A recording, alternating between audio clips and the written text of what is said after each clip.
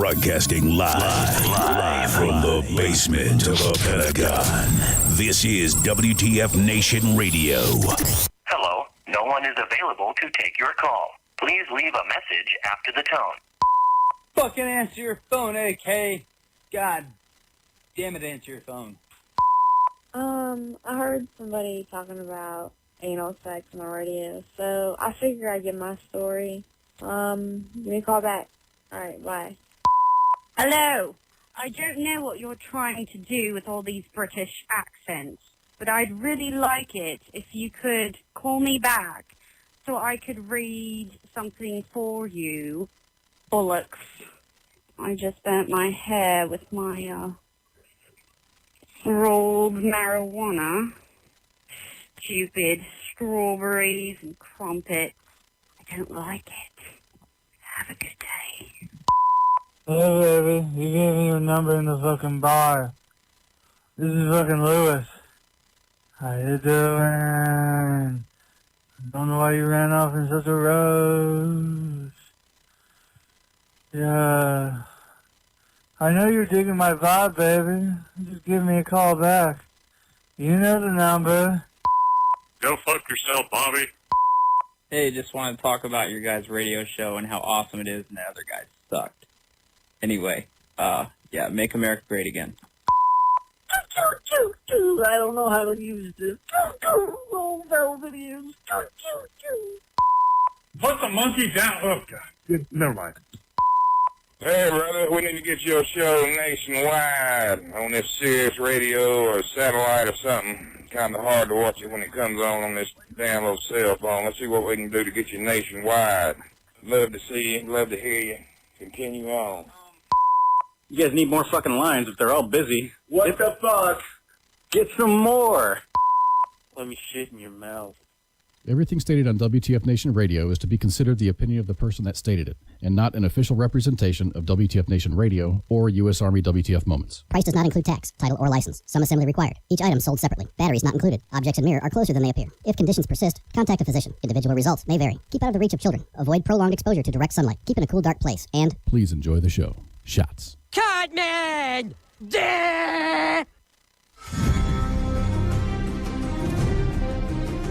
Hello everyone, welcome back to the show. I'm so sorry about that. I'm not really sure what happened. One of my programs just decided to stop working, and yeah, so we're back. Yep. Gremlins. Yeah, or something. I don't know. Fuck. Dude, fuck this. Ugh.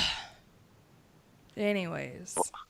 Well, I must have pissed Thor off earlier because there's lightning shooting all over the place right now. Yeah. I said that storm better stay on its side of the lake, and it decided to roll on over. I was going to say, is it not listening to you? No. That sucks. You should try harder. I don't have the power to control the weather. You should I wish I did. That'd be awesome. Right. You should work on obtaining that.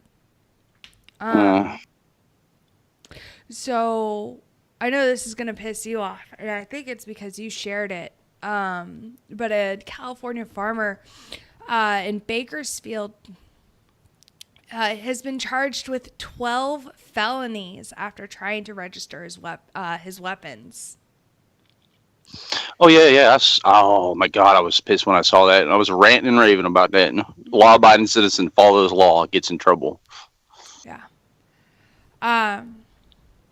So a member of a prominent farming family was charged with a dozen weapons-related felonies after he attempted to comply with California's state-mandated gun registration laws.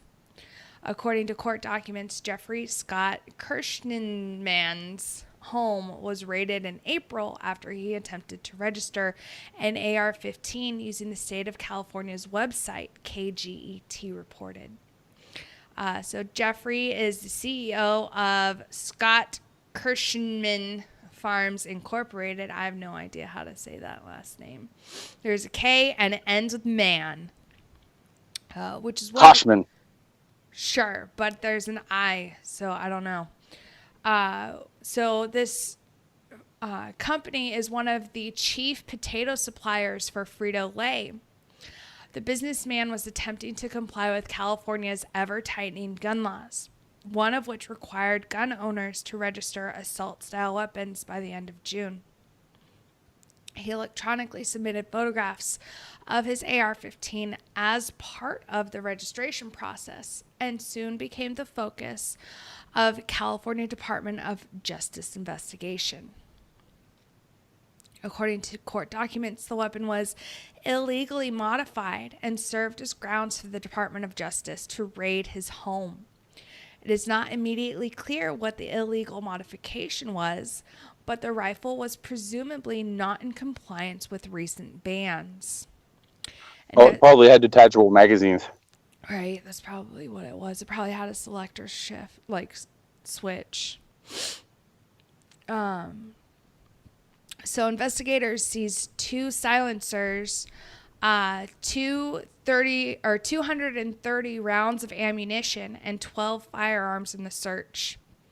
On May 17th, the district attorney's office charged this man with 12 felony weapons-related charges. He was subsequently released on a $150,000 bond. That's ridiculous. Nope. That's California. You're gonna burn in hell. So according to retired Kern County Sheriff's Office Commander Joe Plinkington,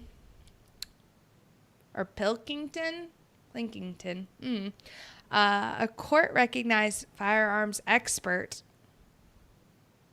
California's rapidly changing gun laws have created a significant amount of confusion with regards of what requirements are currently mandated. Quote, just in the last few years, there have been lots of changes in gun laws, said Commander Plinkington, making a good faith effort to comply with these really complicated laws should count for something. He suggested that anyone who is struggling to understand the current requirements should meet with a licensed firearms dealer. There is a self-registration application on the Department of Justice website, but it may be better to talk to an FFL, Commander Plinkington said. Someone who has a license to talk through whatever these complications are. It just blows my mind. Someone tries to comply with the law, and now a bunch of people are not going to register weapons because they're like, "Screw that shit! You're just going to arrest me and take my guns from me." Right. We're not trying to take your guns from you. We're not trying to take your guns from you. You register your guns, they raid your house, put 10 felonies on you, and take all your ammunition and lock you away, and give you $150,000 bail. Yeah. It's ridiculous. Yeah, so he's now facing 12 felonies. There you go again with gun laws only hurt law-abiding citizens. Mm-hmm. By the way, Pookie, thank you so much for this updated picture of you. Oh, you're most welcome.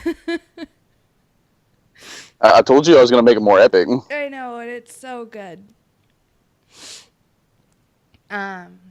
So there's that. And then I also wanted to talk about really quickly before we get OPSEC Monkey on a man by the name of Nathan Larson, who is 37 and an accountant in Charlottesville, Virginia. This man is... that's my neck of the woods. Yes. He's running for Congress as an independent candidate in Virginia.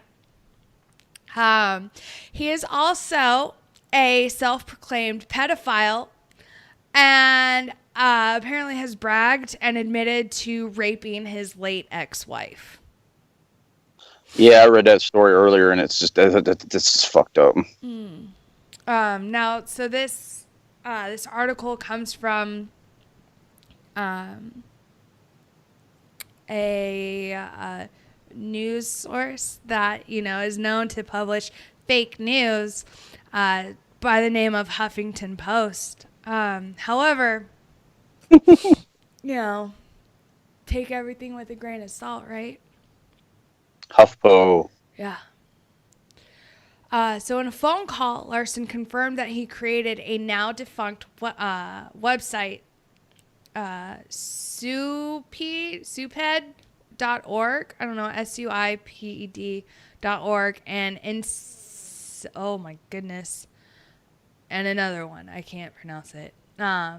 So basically, they're chat rooms that served as gathering places for pedophiles and violent-minded misogynists like himself.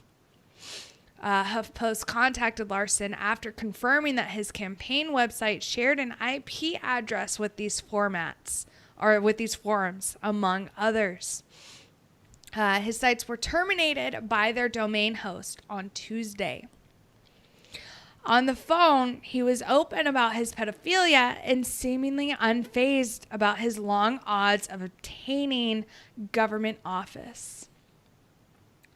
A lot of people are tired of political correctness and being constrained by it, he said.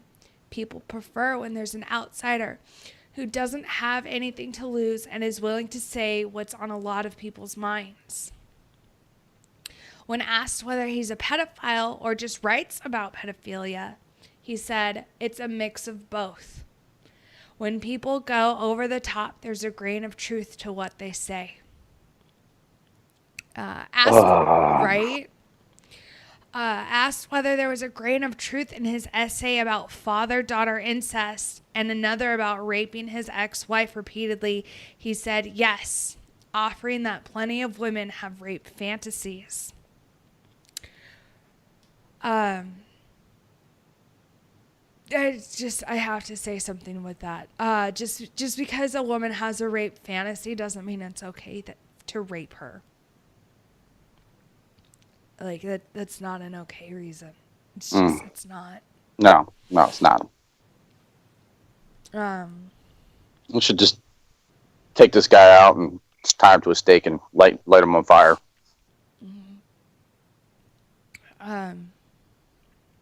So according to Larson's campaign manifesto, his platform as a quasi,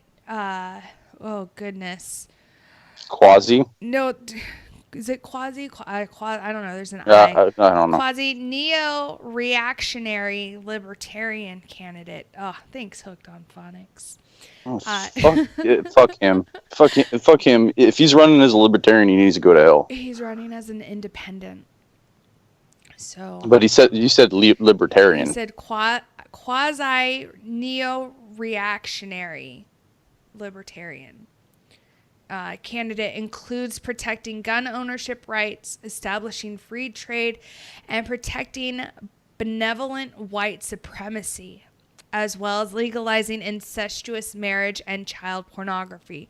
So on top of being a pedophile, on top of being a raper, he's also extremely racist.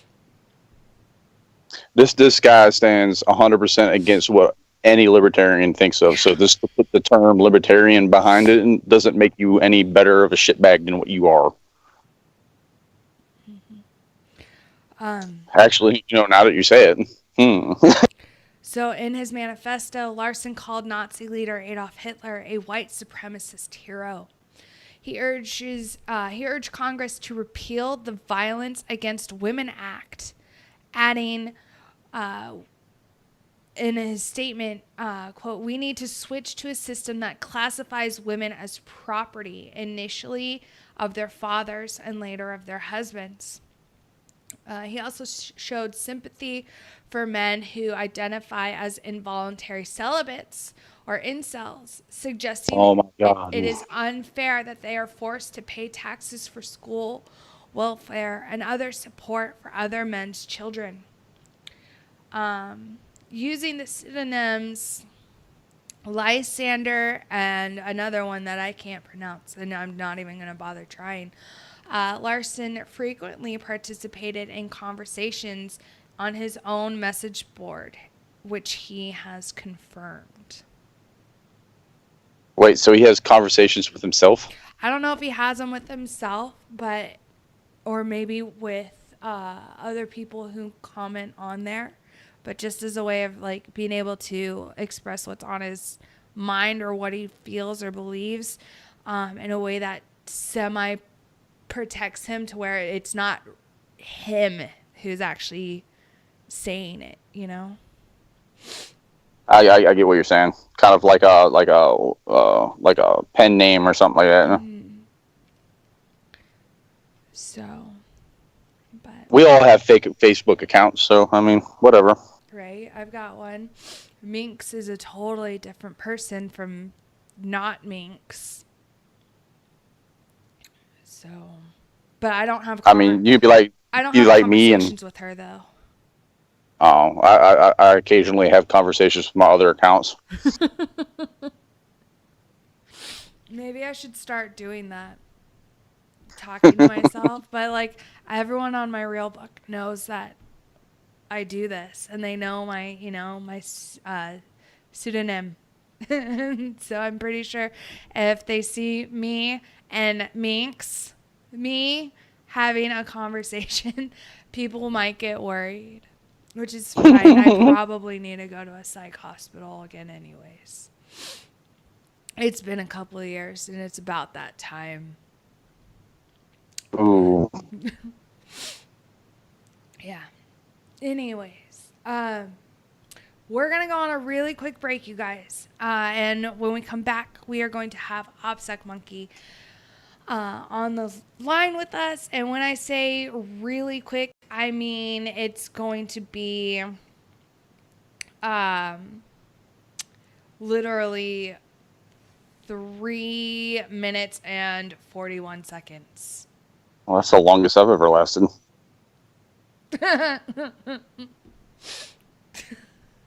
Yeah. But all right, so again, we shall be right back literally in under 4 minutes. So hang tight, everyone.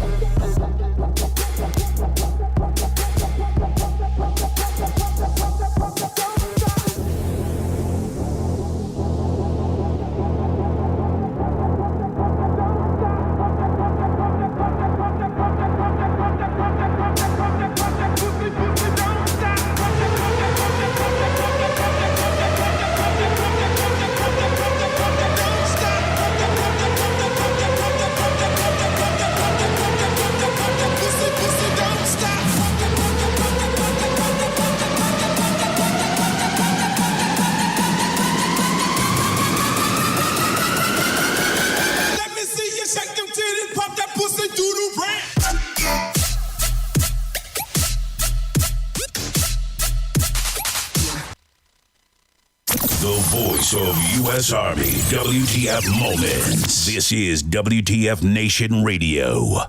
Everything stated on WTF Nation Radio is to be considered the opinion of the person that stated it, and not an official representation of WTF Nation Radio or U.S. Army WTF Moments. Price does not include tax, title, or license. Some assembly required. Each item sold separately. Batteries not included. Objects in mirror are closer than they appear. If conditions persist, contact a physician. Individual results may vary. Keep out of the reach of children. Avoid prolonged exposure to direct sunlight. Keep in a cool, dark place. And please enjoy the show. Shots.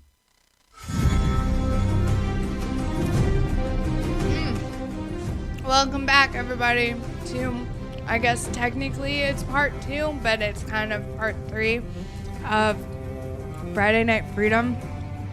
I almost said Tied Up Tuesday again because I apparently am retarded. We've got OPSEC Monkey on the line. Hi, Monkey.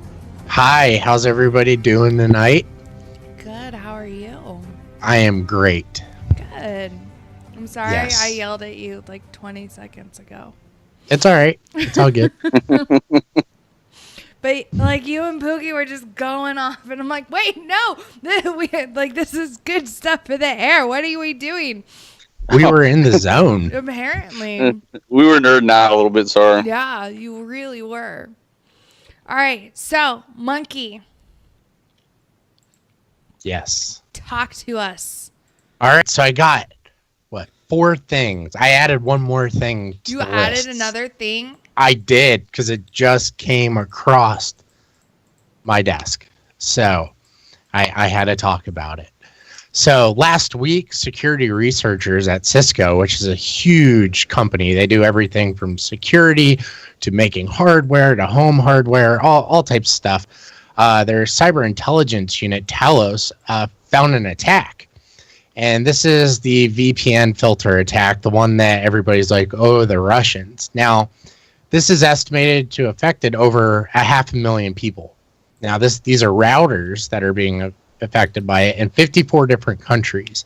Now, these aren't just Cisco routers that are being attacked. We also have Linksys and Netgear and TP-Link, a whole bunch of other ones as well.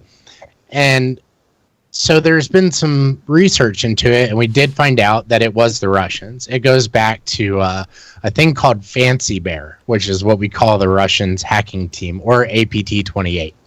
And so this is really bad, and they're saying the best protection for this is to make sure that you update your router. It's super easy. If you need help, feel free to message me. I will help you log into your router. I'll even tell you what the default password is to it.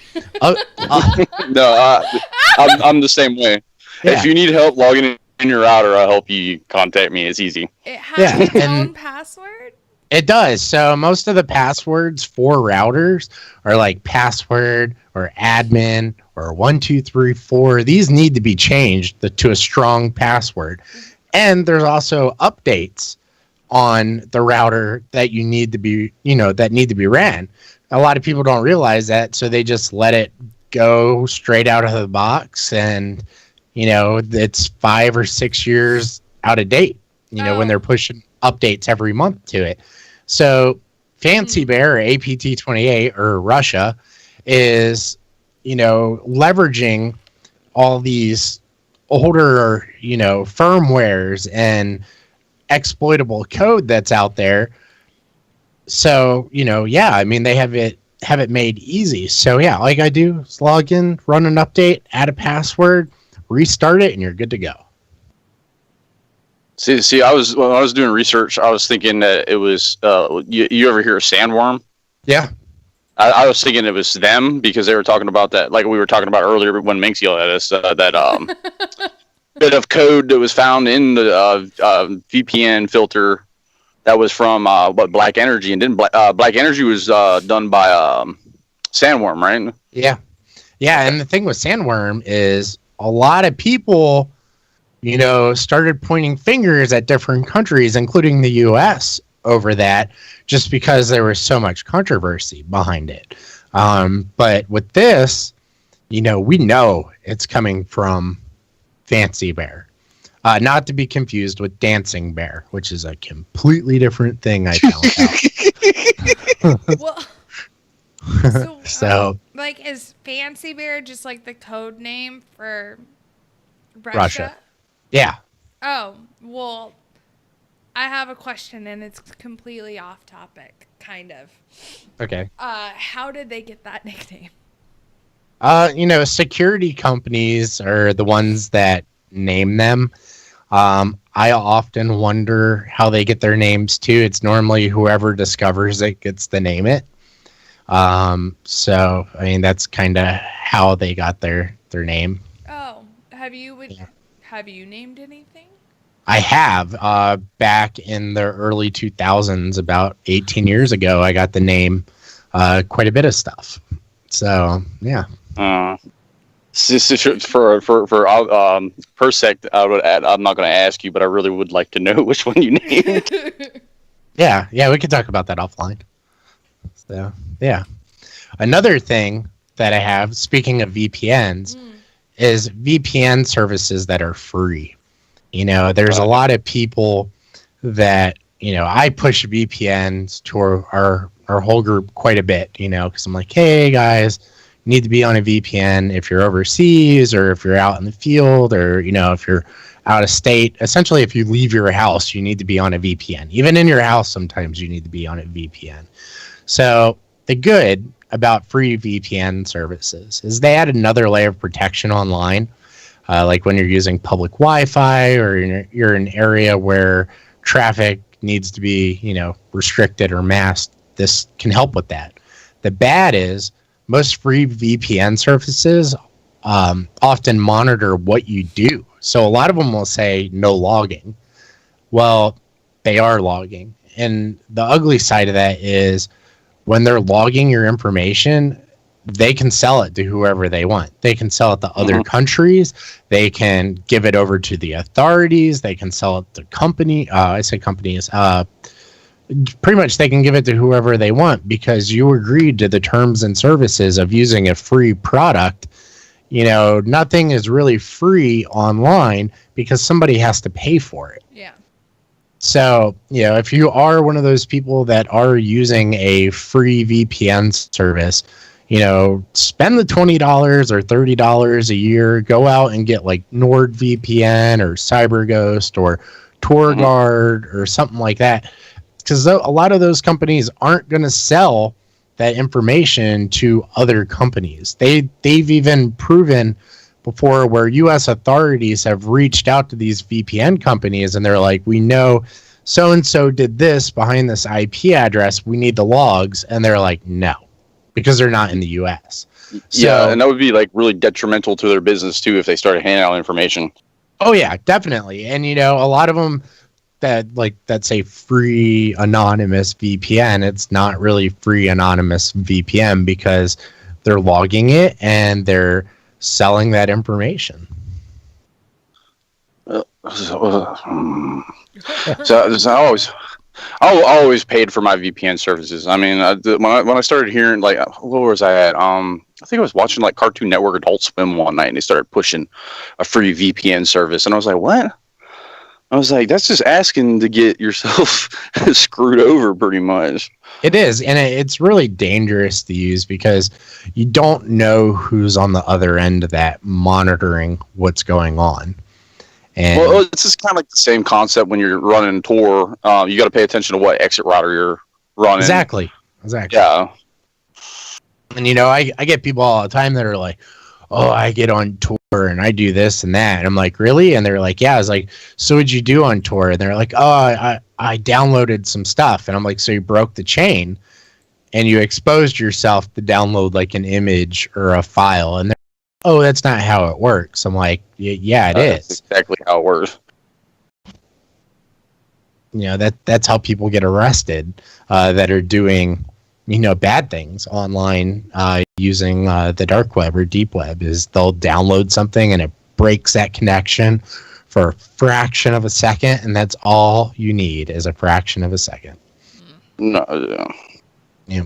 And like I always tell people, if you go on a deep web, just browse. Don't download shit. Yeah, don't download. Don't buy anything. If you do that, I mean, there's rules. I mean, I tell people when I go in front of my students, because I teach, and they're like, we got on the dark web and we were going to buy this or that. And I'm like, really? I was like, what are you buying it with? They're like, oh yeah, I used my debit card. Oh my God. Yeah. That's what Bitcoin's for. Yeah. So, all right, I'll dumb it down some, guys. Sorry. Just let me know.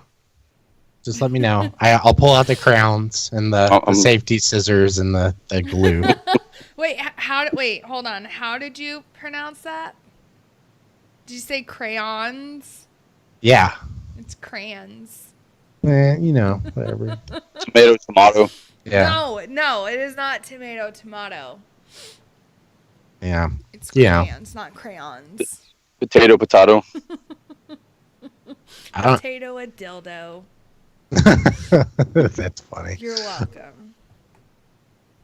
So if you're on Tor and you're doing anything other than Tor is where the bad guys are. Yeah. And, you have to abide by the rules of criminals on there. It's not like the regular internet where you can just go and do whatever you want. There's a lot of rules and restrictions, and I know that sounds crazy, but it's the code of thieves. You have to abide by the rules or you're going to get burned. Is there a rule book? There is not. Someone should really. I would actually that would be a really good book for someone to write. I got copyrights on that, but I'm not smart enough for that. There you go. I'm just saying, especially for these kids who, if they want to go explore the deep, dark web, I kind of feel like the best way to describe. Feel like they should have a guide almost, hey, follow these rules, and there's a book that floats around. I'm sorry to cut you off, but there's a book that floats around. It's called Still This Computer.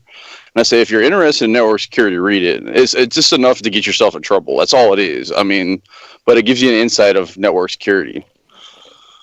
Yeah. And, so somebody says, there is no rules for criminals. You have to understand the cost. Yeah, there is a cost for everything on the web.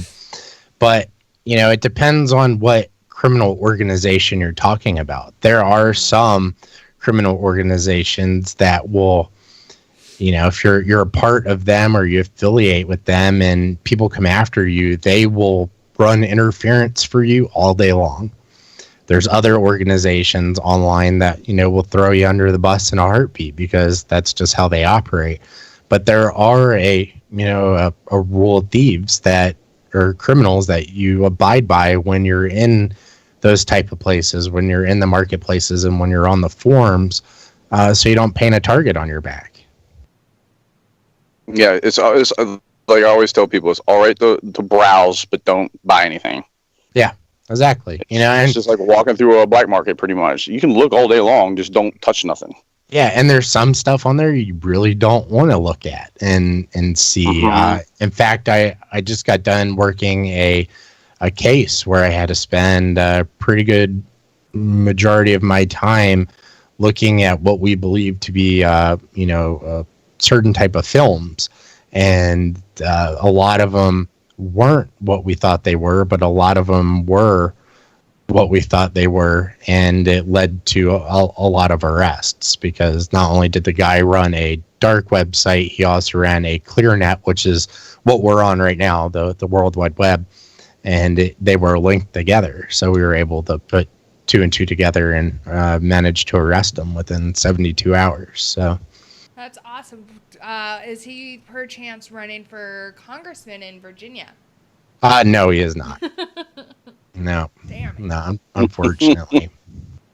And then I got this. This was a really neat news article that came across my desk. The DoD's enterprise travel system? Like where you book flights and hotels and everything. Yeah. So the DoD is really good about doing bug bounty programs. That's where people like myself and pretty much anybody else can get in on it, where you try to break in to the website and then you find issues with it and you write papers on it on how to resolve it and everything, and then you get paid for it. You normally get paid pretty well doing it. I have friends that do it, and that's all they do for a full-time job is bug bounty programs. But this is what's interesting. The DoD, their bug bounty initiative, said there were 65 unique security vulnerabilities within DTS. And normally when you see vulnerabilities, they don't call them unique. They just say 65 vulnerabilities, cross-site scripting, injections, whatever else, that's out there for it. But these were called unique vulnerabilities. So it kind of makes me wonder if they need to hire some developers that don't come from Craigslist. Right. You're just saying the word you attach unique to a vulnerability. I'm really interested in these vulnerabilities right now. Yeah, and because it's interesting because if they were 65 vulnerabilities, okay, not a big deal. But if it was 65 unique vulnerabilities, that's an issue. Yep. Fucking Spencer. It's like he's trying to speak to us.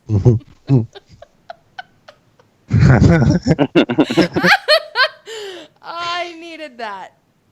I can draw pictures for you. I'm really good at it. That would be awesome. Yeah. I know pictures. They're little stick people. Yeah.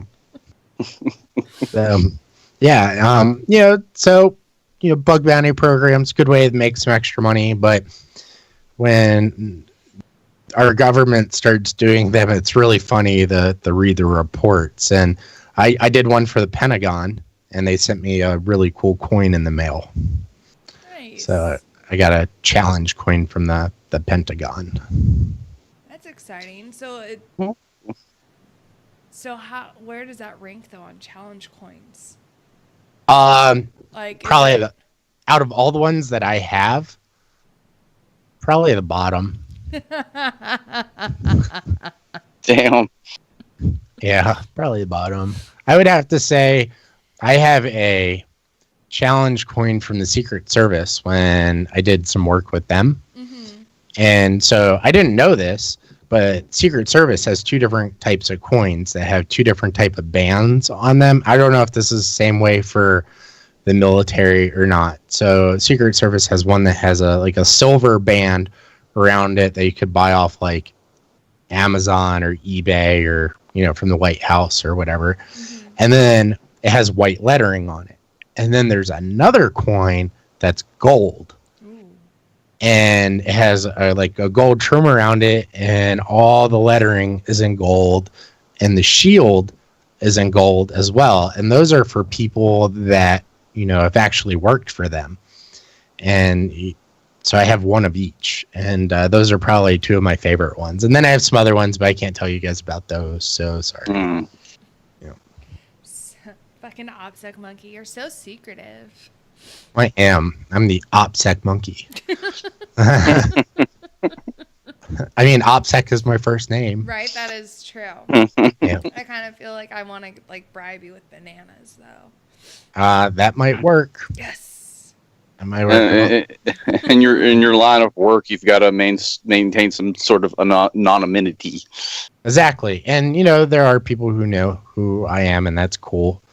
I don't mind. In fact, I put a thing out. It was a while ago. I was like, if you can find me, and I was at this place, you can win whatever. And I think I was giving away like cryptocurrency, and I had four people show up, and they're like, "Oh, we don't even care about the currency," and I was like, "That's cool, because I'm gonna keep it anyway." So, yeah.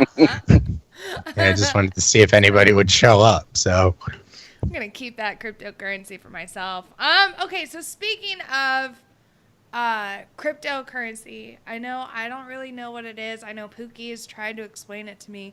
I still don't understand how you can have money, but not real money, but it's worth more than real money, even though it's nothing but code. So I got this. You go ahead. I got this. I told you yesterday that I was going to educate you. Yes, I'm so and ready. This is going to be your education moment. So wait, is there going to be a quiz after? No, you get an automatic 100%. Yes. So think of cryptocurrency like a stock. Okay. You invest in a stock, which is essentially nothing, right? Because you can own as much stock as you want in a company as a private citizen, but it doesn't mean that you own that company. Yeah. So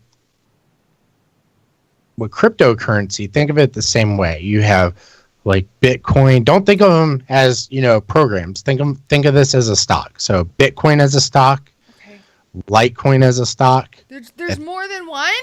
There's over, I think it's like 25. Yeah, 25,000 of them. Mm-hmm. So Dogecoin. Yeah. So think of each one of those as a company. So you can buy into those with your own money.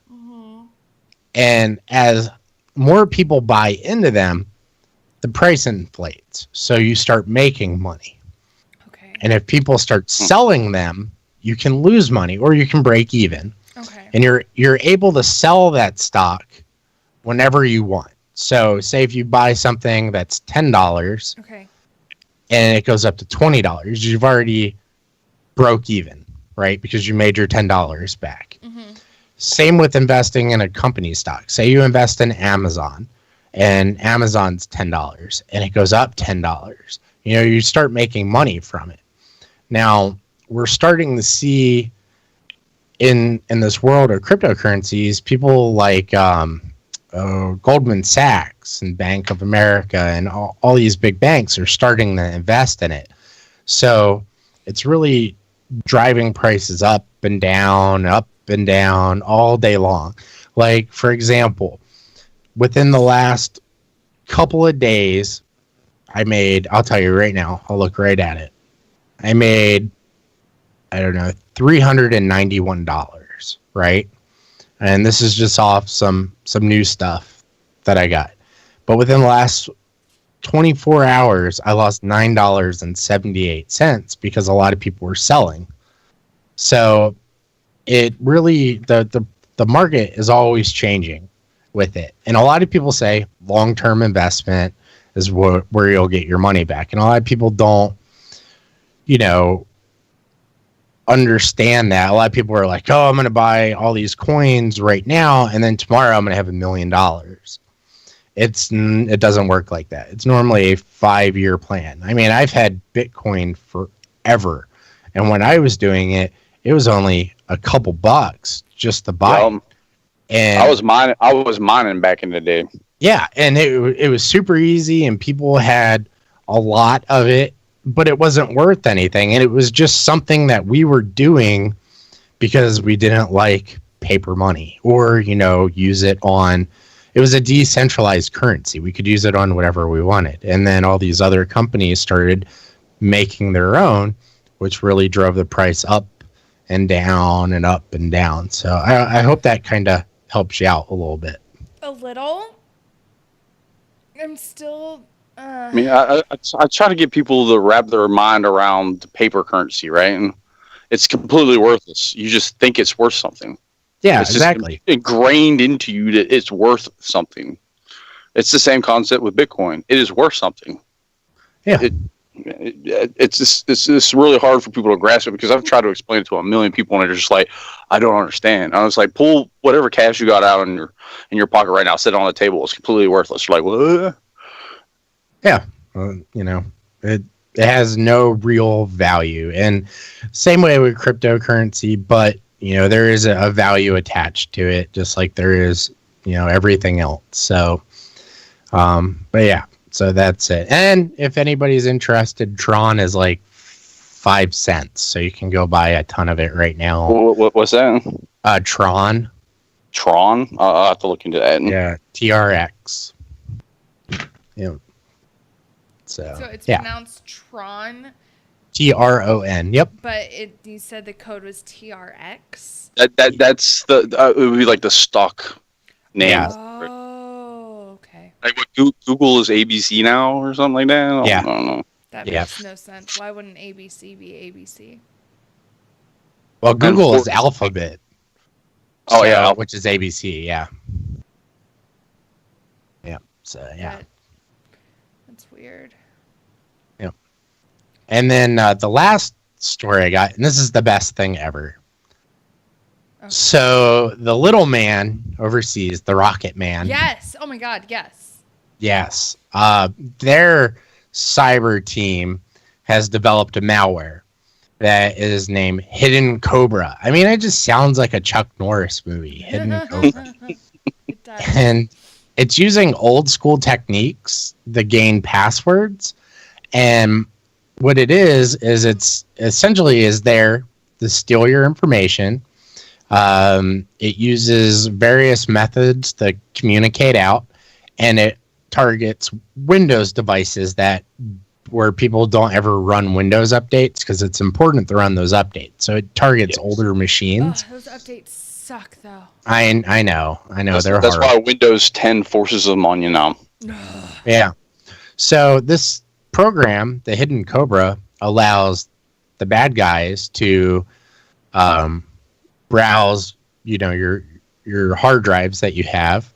It allows them to view programs you're running. They can create and delete directories, so they can make a bunch of folders on your computer if they wanted to. They can view your webcam. They can listen to your microphone, all types of stuff. That's fun. And yeah, so North Korea really pushed for this. I mean, they worked really, really hard on some Windows XP code to make this thing work. And it's already being detected by antivirus. So that's good. Yeah, so they just released it. It was found yesterday, and there's already an antivirus definition for it. So yeah. Nice. Yep. So in other words, North Korea's people suck at creating code to hack into people's shit. Well, yeah, they are living in like 1950s still, so it's actually kind of impressive for them. Yeah. True. I was gonna say, didn't they just get the internet like last year? Well, only the elites get the internet.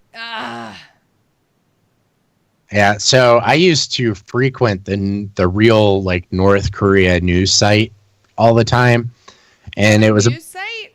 Oh yes, yeah, they do. And they translate it to English. Because I don't speak Korean. There's this thing called Google Translate, and it works really well. So, of course, my stuff is like, no, we're not going to let you view it. But no, it's in Korean. But they posted a picture of the Rocket Man riding on a unicorn, and they said they had found a cave full of unicorn bones, and that he was going to use the unicorn bones to make his missiles and stuff. And I trolled the hell out of them for about a day and a half until they finally blocked me. And because I wanted to see more proof of these unicorns, because they looked very photoshopped. And yeah. Right? Yeah, no, we need proof. Also, they're trying to steal Scotland's national animal, which that's not going to be tolerated at all. Yeah. Yeah. Friggin'. Yeah, I don't know if you guys knew that, but Scotland's... I did. Yeah. I did not. Scotland's national animal, because you know how the U.S., like, our national animal is a bald eagle. Scotland's is the unicorn. True story. Yeah, I just looked it up. It's true. Holy shit. Yeah. And that's something I should have done. Something. You did. I learned something new. Totally. I got educated. Totally worthless and off topic, but Hey, it's all good. Well, that's really cool. Yeah. But yeah, so while I'm on, does anybody in the crowd have any questions? And I will try to answer them. It beats asking me on Twitter, because I'm normally like ranting and raving while I'm at work. Dude, on the Twitter. Some of your tweets though are amazing. Oh yeah, I try to have fun. I love that you include me in them. By the way, I'm like, aw, I'm included. Yeah, it's a lot of fun. Yeah, I'm still trying to get the hang of Twitter. I don't really know if I do it correctly. Mostly because I just talk nonsense and I'm like, this is right? And then I just hashtag a bunch of shit. And I don't even know if it makes sense. So no one's asking questions now. They're lame. Right? They were earlier while you were talking. Oh, yeah. Now, okay, so how does one actually reset their router? So most routers, so resetting it, you just unplug it from the back, you wait 10 seconds and you plug it back in and you're good to go. And that's all you really have to do with this fix. But Yeah, I mean, it's super easy to do. If you're living on the East Coast right now, you just have to wait for the next rainstorm to go through because it will knock your power out. So, yeah, I'm experiencing that, every day right now. So, the Russians can come at me. Right? Come at me, bro. Yeah. All right. So Kaz asks, do you recommend virus protection over malware protection, or should we do both? You should actually do both. You should run a malware program and a antivirus program together because malware is looking for malware and virus programs are looking for virus. So somebody asks, Courtney, that has super skills that she's going to tell me about later on, says, what is the best antivirus and malware product on the market right now? So antivirus, I'll tell you the ones to stay away from. Stay away from McAfee, Norton, AVG, anything AVG. Those are essentially the ones to stay away from. Oh, and Kaspersky, stay away from them. For malware, use Malwarebytes. I mean, these guys have been proven time and time again. They just succeed at what they're doing. They're a great group of people. I've been there to their headquarters quite a bit and have met with them and talked with them. I know the founder of it fairly well, and they do a great job. Antivirus programs, Nod 32 is a good one. You can go with them. It's fairly cheap. It's like maybe $30 a year. Yep. Kaspersky is actually a Russian company. Yes, they are. It was founded by Eugene Kaspersky, and his dad was in the KGB. So, but we're trying to protect ourselves from the Russians. Yep. So you're trying to protect yourself from everyone. Yeah, from everyone. So then why would we get a Russian company? So they do make a great product, but they are a Russian-based company. They do have offices in the United States, but they were founded in, Russia. Russia. Yeah.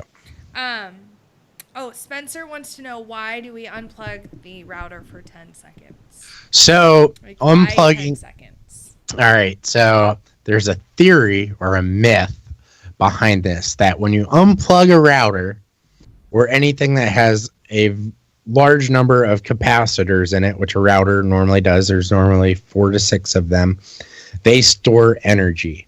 And as long as those things have energy in them, it keeps the device on. Even though it's unplugged, there's still power running through it because that's what the capacitors do, is they build up electricity to run everything else.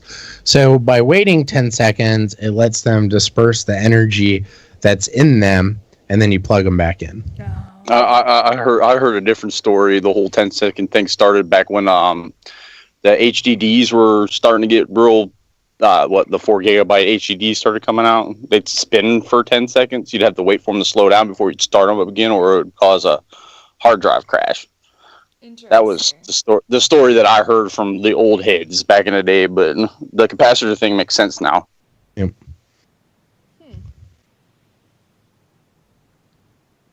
Because didn't a group of guys take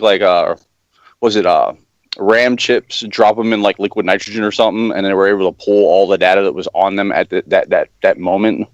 Yeah, so you're able to pull information off RAM and everything. Yeah, you can definitely do it.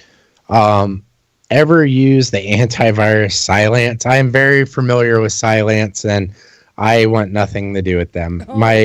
My street cred went down when they followed me on Twitter. Oh, no. Yeah. Oh, you get followed by the big guys then. Yeah, I get followed by all the big guys. In fact, within the last, we'll say, month, I left the position that I was at with the people that I worked for and went to a better place. Yes, much better place. And when they heard that I had left, a bunch of the antivirus companies and security companies, everybody from Hirschvet Group all the way down to Silence, like reached out to me, and I was like, no, I'm good. Yeah. Thanks, Silence, but no, you can't offer me enough money. So you were the epitome of what I was trying to aspire to be, man. So yeah, I was gonna say, Monkey, Pookie's like your number one fan. oh, awesome! I have a number one fan. It's Pookie. Yes. He fangirls out over you. Oh, that's awesome. That's It's awesome. Pretty true, though. Well, we'll have to hang out one day. Oh, definitely. Yeah.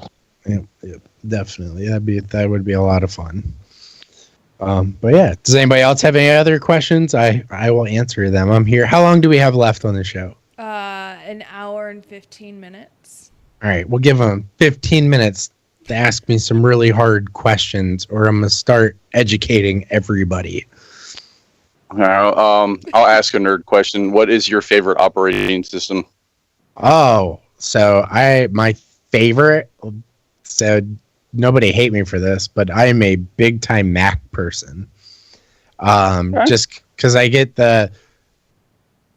all the programs I need on the Mac side, but I also have that Linux usage. They still have the X11 on there, because I heard they took X11 terminal out of it. So you can run Brew, and you can run all your Linux stuff.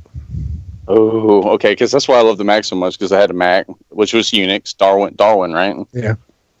And I could run all my, I could get all my repositories and run all my most excellent programs on there. Yeah. Yeah, and, so I use it a lot because I do travel a lot, and I do a lot of pen testing where I go and I actually break in the places, for companies and everything. So I need that flexibility of being able to use a wide range of scripts and tools. I always liked the Mac, but I don't know. I started leaning more towards the Linux kernels and everything like that. Somebody asked me, where do babies come from? Well, storks. Yeah, stay to it. Yep, storks. You guys are pansies. What? You're telling me that's not where they come from? No. Okay. Oh, that was a conversation we had at work today. Hypertrophy of a clitoris. That was the subject of conversation today. Oh. Yeah, right? Of all things. Hypertrophy, hyper something. Yeah. Well, okay. Okay. I mean, we can get into that. So, we'll wait. I have a funny medical story for you. Yes, I love it.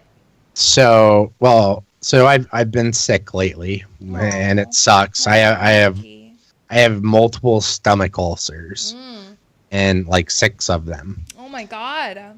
And so I've had to go for a lot of like scopes and all type of stuff, because they're taking like biopsies, and they're ruling out like the H. pylori and cancer and just like all this stuff. And so they wheel me into the procedure room, and I'm talking to the anesthesiologist, and we're talking about all this, crazy stuff. And he's like, all right, Monkey. He's like, I'm going to put this guard into your mouth, and you need to bite down on it. And I was like, all right. The mouth guard, go on. So the anesthesiologist comes over, and he's like, all right, I want you to count from 10 down to 0, and we'll see how far you make it this time, because last time I made it to like 8. And so we go, and he's like, ready? And he counts me down. And I'm like, 10, 9, and I get all the way to 0, and I'm still awake. No. And he's like, you're still awake? And I shook my head yes. And he's like, all right, Monkey. He's like, I got you. And then I woke up in recovery. Like, yeah. So it was it was a good, I think it was fentanyl or whatever. Yeah. Fentanyl is a narcotic. Think heroin, but stronger and legal, as long as it's given by a medical professional. It's not so much an anesthetic; it's just a narcotic. It acts really, really fast, but then it has a very short half-life. So it acts really quickly, but then it stops working pretty quickly as well. But you were probably given propofol. Yeah, it was good stuff. I mean, whatever. Thank you, everybody. Yeah, I really do hope feel better. Ulcers aren't fun. I've never had one. But I've had them. They suck. Yeah, it's pretty terrible. I had to change my whole eating, my diet again. Ugh. And this is like the third time in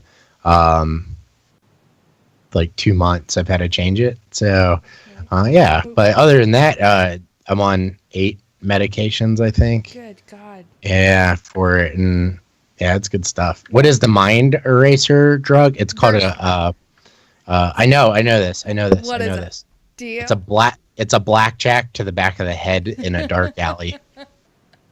No, it's called Versed. And fun story, Versed is actually truth serum as well.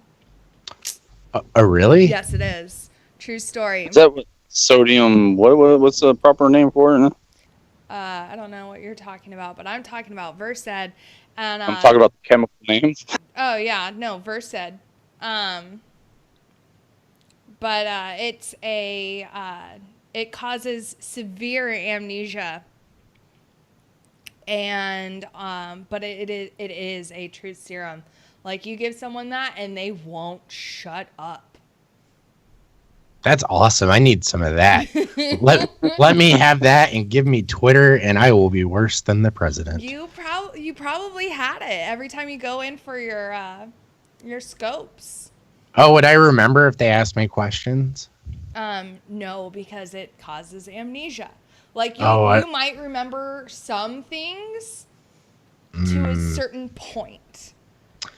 My doctor knows what I do for a living. Uh-oh. So, yeah. So, I'll tell you a really funny story. This is completely different than anything medical. So, yesterday, I met up with some super spooks that are in the military. And we're all sitting at a table. And, we're eating and we're having a good time. Everybody's drinking. I'm the only one drinking water. And so they start asking me all these questions, and because everybody there knows, who I am and what I do for a living and stuff. And they started asking me the questions, and it was like I was being interrogated at Gitmo, and it was like they were just hammering me left and right with this question and this question, and I was like, yeah, I can't answer that. I can't answer that or that or that, or I don't know, and So I was like, I'm going to mess with these, intel people. So I turned the tables on them because I think their jobs are really interesting. And I don't know a lot about what they do. And so I think I got them to divulge everything. That's awesome. And then I had them pay for dinner. Yeah. So that sounds like some of the guys I used to work at our cyber, and it sounds like some of the guys up there they're just like that. Give them a few drinks and they'll spill the beans on everything. Oh, it was great. And when I go out in public and I meet with people like that, I never drink. Like I'll drink water or tea, and that's it. And free dinner, great information. I didn't even know we had a military base here. I mean, so. Oh my God. Yeah. I mean, so I was learning so much. And, right? You're so much smarter now. I am. And I found out I can get on the base. So, and that's even cooler. So, yeah. And so I'm gonna go there next week and go drop in and, sit one of these intelligence classes. Right. I was going to say, were they waterboarding you? You said that they were interrogating you like Gitmo. It's not waterboarding if you use diesel fuel. Oh, that's a good one. Right? Yeah, it is. That's true. I say that shit on a daily basis. So waterboarding is so old. Use lemonade. Right. Yeah, exactly. At least leave a good taste in their mouth. Damn. Damn it. Yeah. So, but yeah, I mean, they were trying, they were busting out all the cards and stuff, and I reminded everybody at that table I've been doing this a lot longer than them. So, yeah, and so. So you're one of those old heads, then. All right. Yeah, and yeah, so they were trying their stuff. I tried my stuff. My stuff worked. So their stuff not so much. Well, yeah. They're overly friendly. Like that's the thing. Mm-hmm. Yeah. Like I know you want something when you're being friendly to me. Aww. Not like you guys, but you know them. So yeah. Yeah. I wouldn't. Yeah. So, I'm sorry if I came off friendly. I didn't mean to be like that. Oh no, that was not. I did. You know what I mean. Does he though? He's country. He knows. He understands. He's a cyber guy. So yeah, but yeah, it's good stuff. And also, so you know that program that I've been developing for some time that does the online monitoring. We'll call it Skynet for the sake of this conversation. Okay.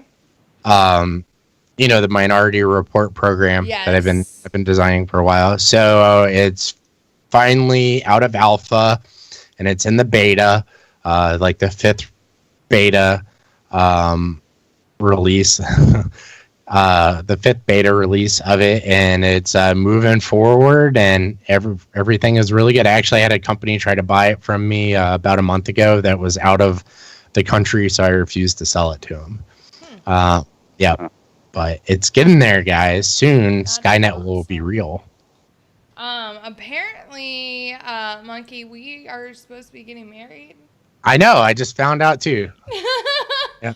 When is this wedding happening? I don't know. Monkey is a great name. Is it though? I don't know. Yeah. Thanks though, Cause. Like, I don't know. Again, this is all right. So now this is the second dad who's trying to like barter me off to someone.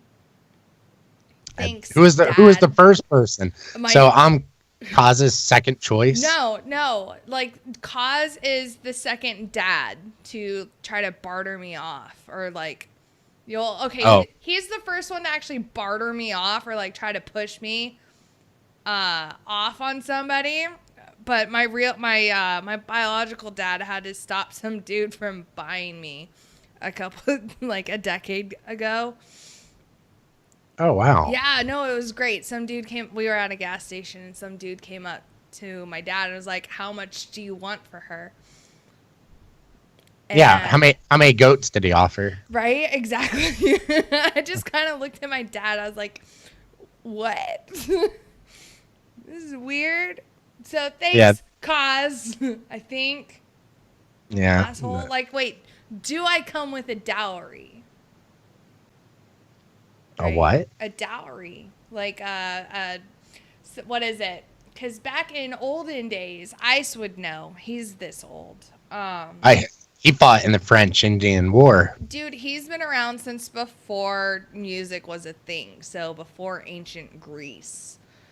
But like, so back in the way back days, in order to marry off a daughter, she had to be like, the deal had to be sweetened by like, here's some land or here's some cattle to go along with her as a dowry. Oh, okay, here you go. 5 Bitcoin final offer. Damn. That's $100K. So, yeah. Okay, I wasn't sure what Bitcoin was sitting at because last I saw it, paid attention to it was 2,000. Yeah, 100,000. Yeah, there you go. I don't know what it's at. It's at okay, so it's at 74 times. Yeah. What did I say? 5. Okay, $37,444. $40. No, but there's potential for investment at that point. Right, yep. But see, Cause has to pay that to you to like take me off of his hands. Wow. Like, I'm just wondering, like, how the old school women acted to the point where they had to actually, like, give a money offering for it. Dude, I don't know. That's crazy. Yeah, I learn something new every day. Every time I come on here, I learn something new. Right. Shit, I would have been like, back in the day, I'd been like, I'd take her for free. Shit. Making people pay to get rid of me. It's crazy. True story. No, true story. Right? Yeah, that's pretty good. No, it's true. It fucking just happened too. But anyways, it's break time. Cool. Monkey, are you gonna stick around with us for? I'll stick around. Yeah, I'm good. Oh, good. Awesome. All right, you guys. When we come back, it's gonna be me, Monkey, and Pookie, or Pookie, Monkey, and I. There we go. Proper grammar. And we are gonna be right back after these songs. So let's see. We'll start with that one. All right. We'll be back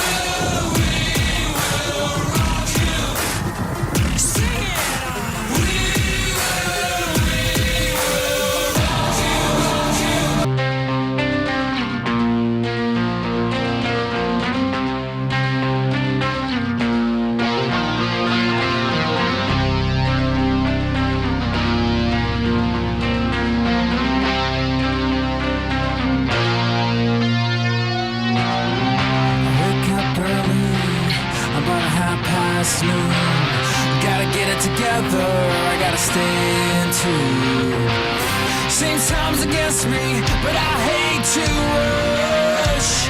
Gotta keep it between the lines until I hit the dust.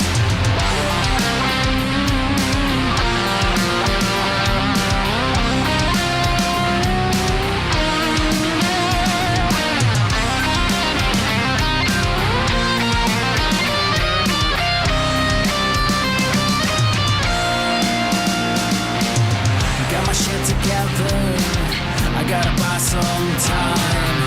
The key to freedom lies across the state line. It's a daily ritual, this game I play. In the life of a shadow man with a debt to pay. Hit the gravel with my hand on the radio. Here I am again, driving on the road to nowhere.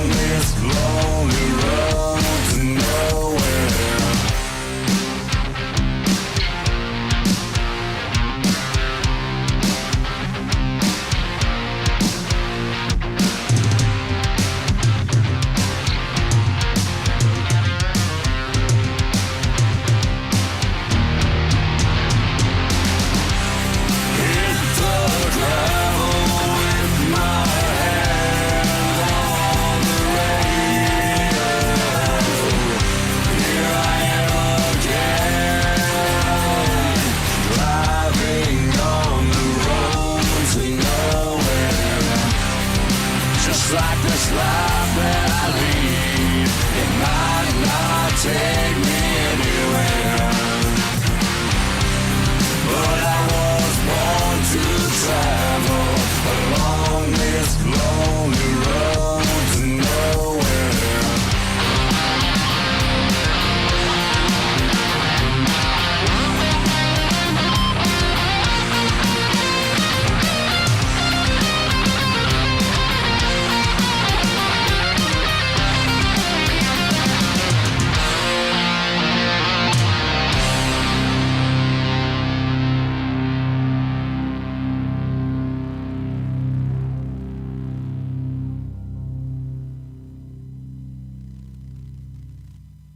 The voice of U.S. Army, WTF Moments. This is WTF Nation Radio. Is that a hero needs saving? How he needs that support to keep his roof from caving, holding tight on that 45 as a tear drops from his eye. Picturing his mom is all that's kept him alive. Cause he's buried his friends and he's buried his thoughts. Suppress these demons inside until his stomach's in knots. I see you on your knees, so please let me give you help. Pick you up, lift you up, and put you on that top shelf. And a kiss to his girl. Each day he walks away from these things in his world, expected to be the rock, solid from bottom to top. He's so hard in the streets, but inside he feels so soft. He's dodged bullets and knives, stopped men from beating wives. But boom, someone tries to take his gun and now he took a life. And all you do is stare, spread rumors, he don't care. Replaying that moment, can't disown it with a gun to his hair. It ain't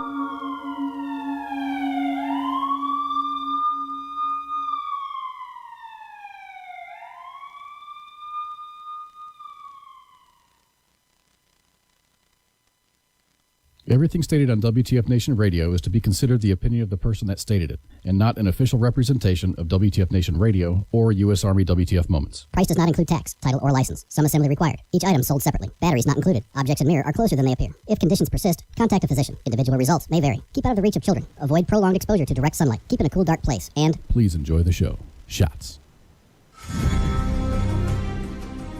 All right, everyone, we are back for part 3.5 of our show tonight, right? We're gonna go with that. We still have Monkey on the call, and of course Pookie's still here. But yeah, I just saw your comment. I want to go to AIT. Sounds like fun. It does sound like fun.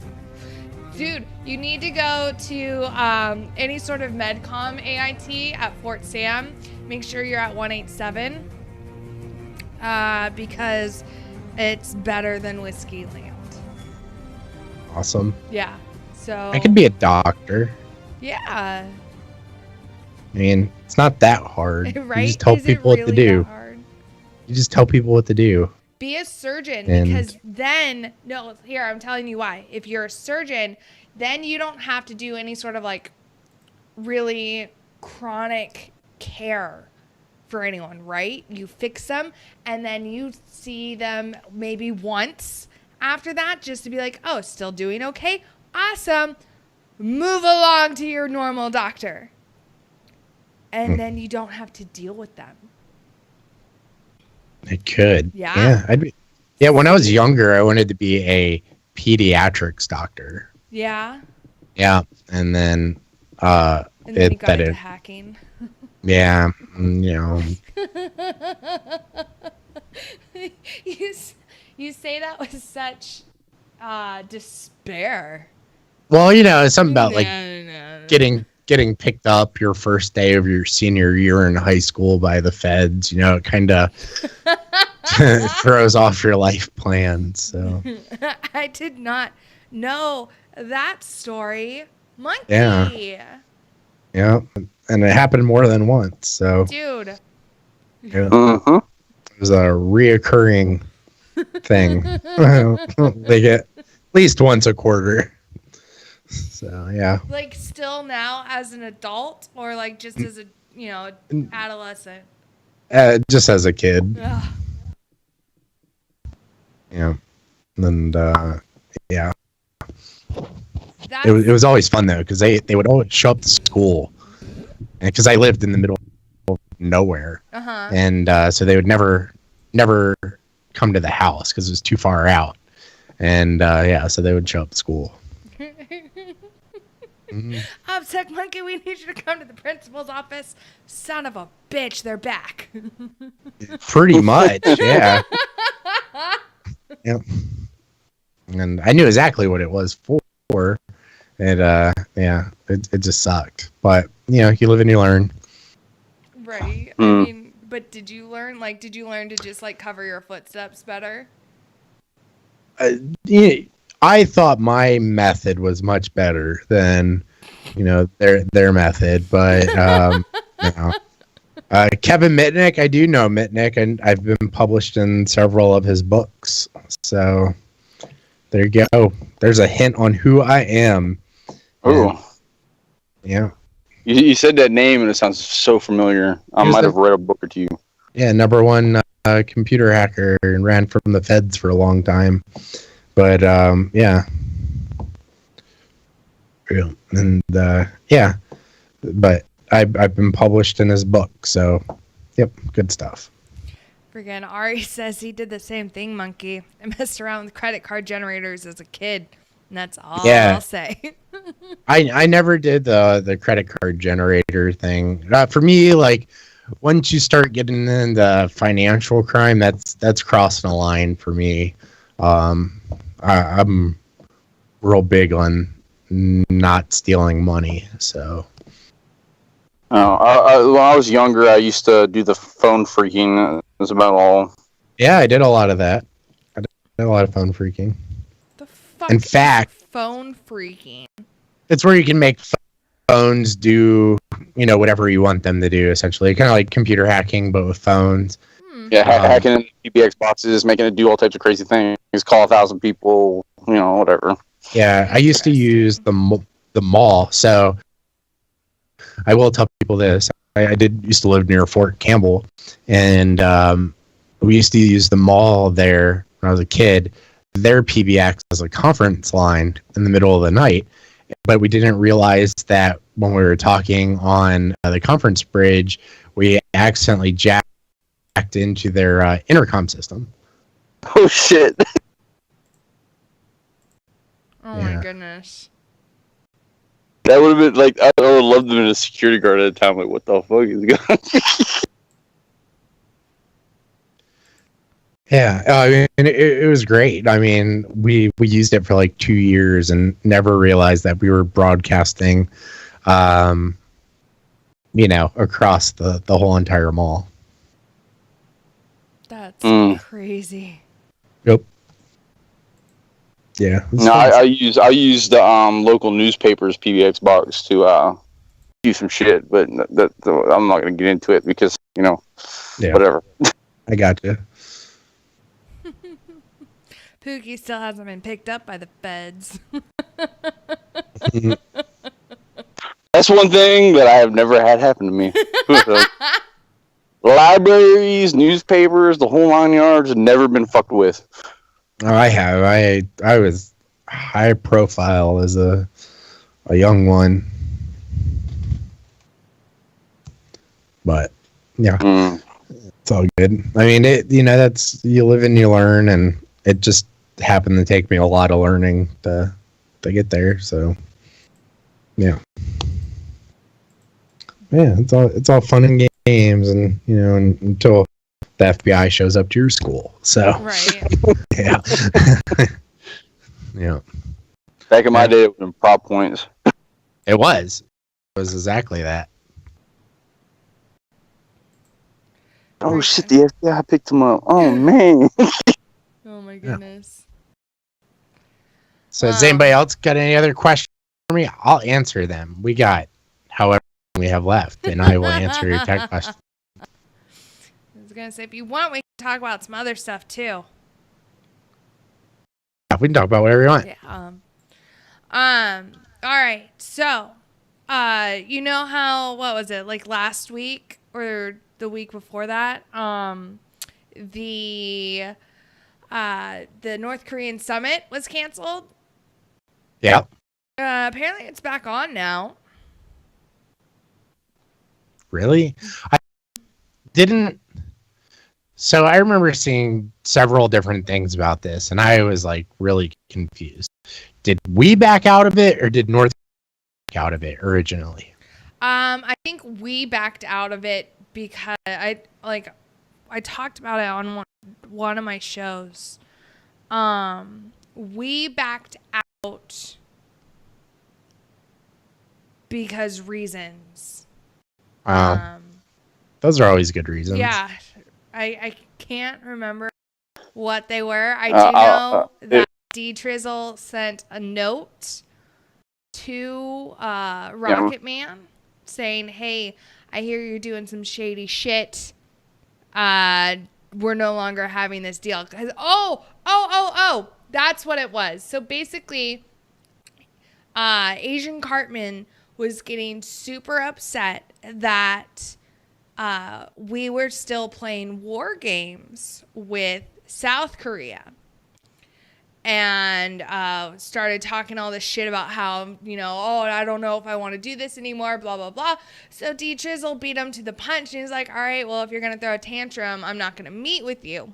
And I'm pretty sure that's verbatim how it went down. Damn. If we're going to meet at the table, we better be meeting man to man and not man to man child, is what he said in that memo. Yes. Damn. I have a whole theory about this whole North Korea thing going on. Like what? Okay, so my theory is the reason that North Korea and Uncle Kim are letting down their guard and, releasing people and, doing whatever else is because they're running out of food. They're starving to death. They don't want to get steamrolled by, Russian tanks. And so he was like, all right, let's meet, So he met the South Korean, which is terrible because I don't even know that guy's name. President Moon? Yeah. And so he met with President Moon, and then Uncle Kim was like, yo, let's be friends. And so they became friends. But secretly, Uncle Kim plans on taking over Korea after it becomes a unified Korea with his unicorns. That's it. Bringing back the unicorns. Did you see those pictures floating around of him bawling his eyes out? I did.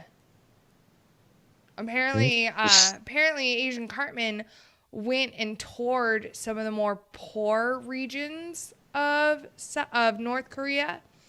And apparently was so moved by what he saw and the, I guess, despair that he saw that he broke down and started sobbing because he was like, what is because of the state of just disaster his country's in and the amount of suffering going on to, the common people.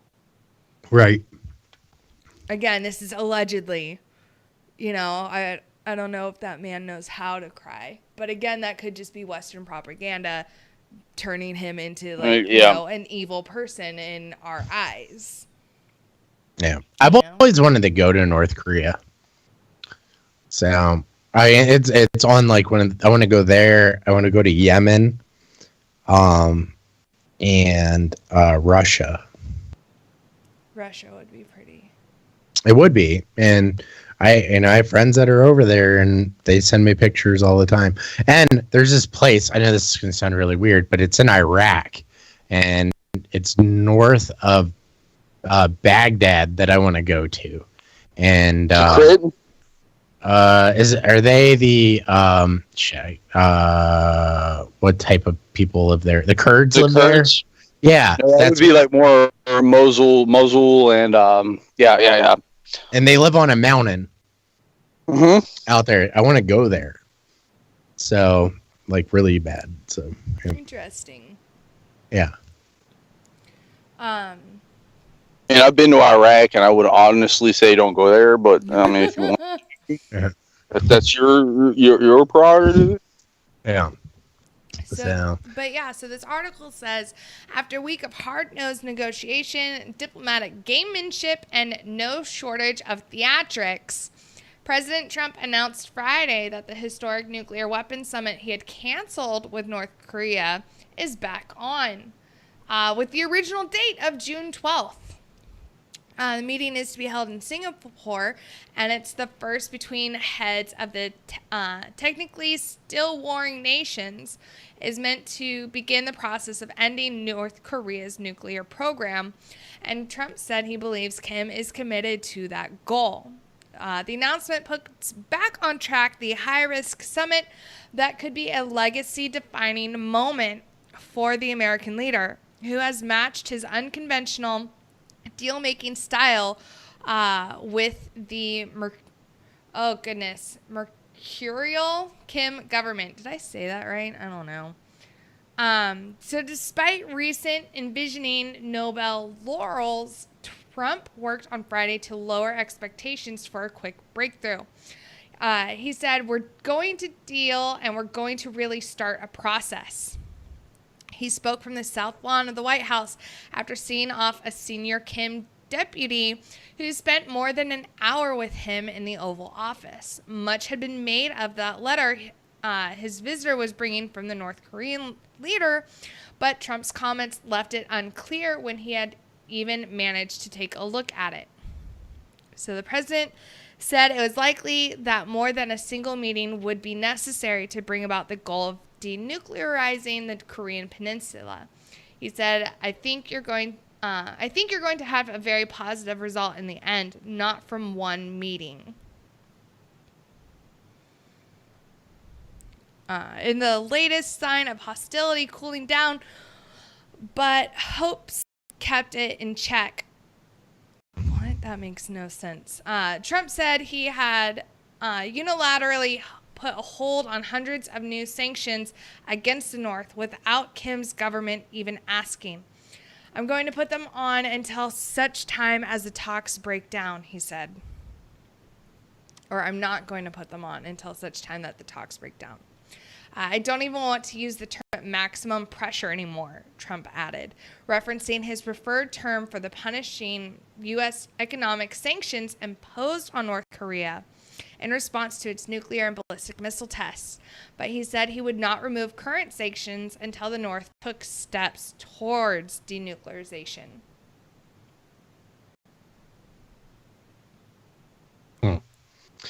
So, all right. So this whole denuclear whatever, they went there. Wasn't it like 2 weeks ago or maybe longer than that?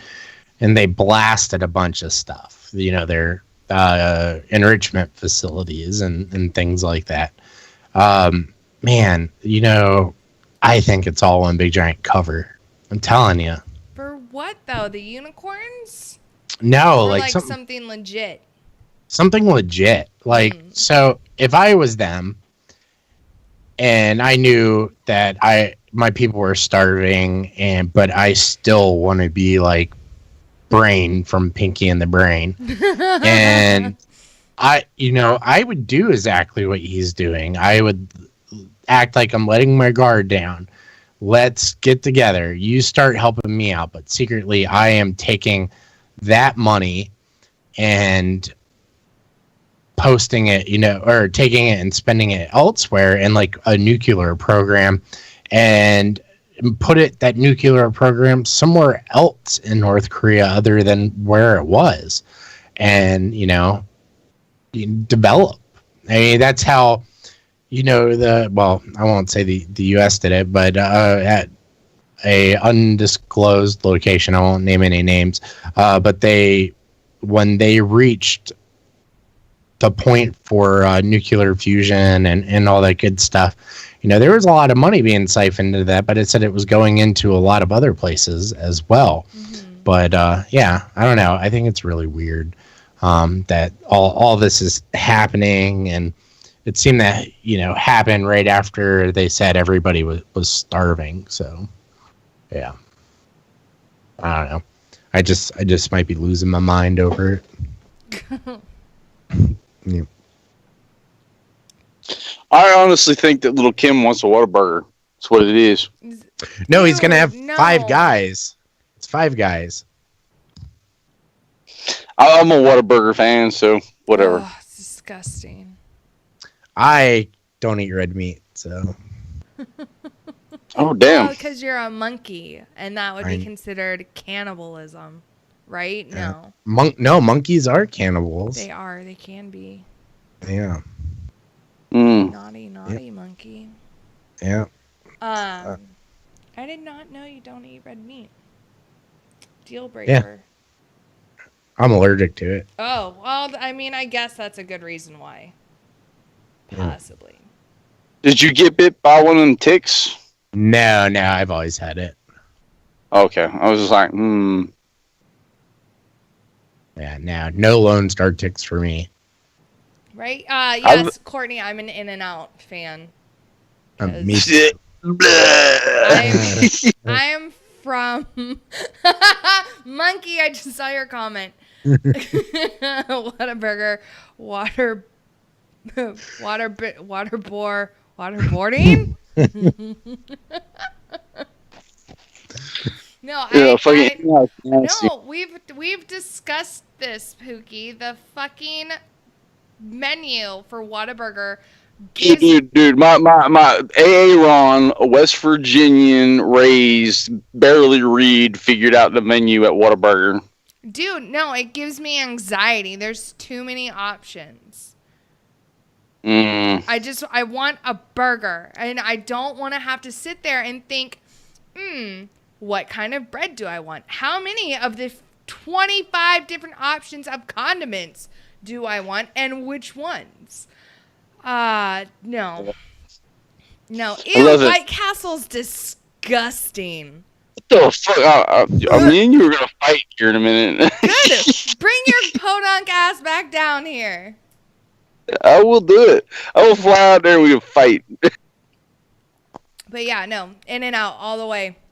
You get 3 choices, and then you've got your secret menu, and it's a good time. You ever go to Witch Witch? The what? No. It's called Witch Witch. Like a witch's tit? No. Like witch. I don't know. Like which direction? Yeah, it's a restaurant, and it's like really fast. Like sandwich. Yeah, sandwiches, and I love that place. So good. Right. I'm about to fight Ari in the goddamn comments. That's for goddamn sure. We talked about Star Wars on Tuesday. I'm not getting into it tonight. I am going to see the movie tomorrow. No spoilers. Oh, you're talking about Solo. Yeah. I'm not going to see it. That was almost my opinion. Well, you've seen my Kylo Ren costume. I have. Are you going to go dressed up as Kylo Ren? No, because somebody decided it was a good idea to shoot up a movie theater, so I can't wear my helmet inside. Oh, dick. Oh. Right? Oh, yeah, no. Ari wants to fight. Super bad. Because he just... Okay, what is your stance on Last Jedi? Me? Yes. It's fucking... All right, so we're going there. All right, let's do this. So, I thought it was okay, but there needed to be more Luke Skywalker, not like whiny bitch Luke Skywalker like they made him to be, but he needed more fighting, and I really wished there was more fighting. There needed to be less Princess Leia, even though the whole Jedi thing, I knew that was coming. There needed to be more Kylo Ren being a badass, more Knights of Ren. Right, because they weren't even there. Yeah, they weren't there, and I was like, where are they at? Because they're supposed to be there for all that. Didn't happen. I think that Finn and Poe, they're secretly lovers. Finn and Poe. Rose? No. Finn and Poe. All right. Ooh. Yeah, because they've already said that Poe's character is homosexual in the Star Wars universe, which is hey, that's fine, whatever. But And then I think the porgs, the little annoying ass things. Yeah. Worst thing ever introduced to the Star Wars universe. It's right up there with Jar Jar Binks. And and then yeah. I thought they so, were discount Ewoks. I'm like, aw, discount Ewoks are cute. No. Chewbacca should have ate that goddamn porg. Yeah. And oh yeah, I mean he should have. You know, they should have showed him chowing you know, down. Yeah, chowing down instead of doing it. And then you know what I really wanted to see? I wanted to see some bounty hunters. And we never ever get to see the bounty hunters now. And it drives me nuts. Instead, they gave us the Imperial Guards. They're cool. I mean, they got the really cool red armor and everything, but Did you see that the new Star Wars is going to be a Boba Fett movie? Yes, I can't wait. And the evil BB-8, they needed more evil BB-8 instead of just like 5 seconds of it. Yeah, and I was like, oh, that sucks. I want all that. So everyone already knows my opinion of the worst character ever. I want to know what your opinion is on this.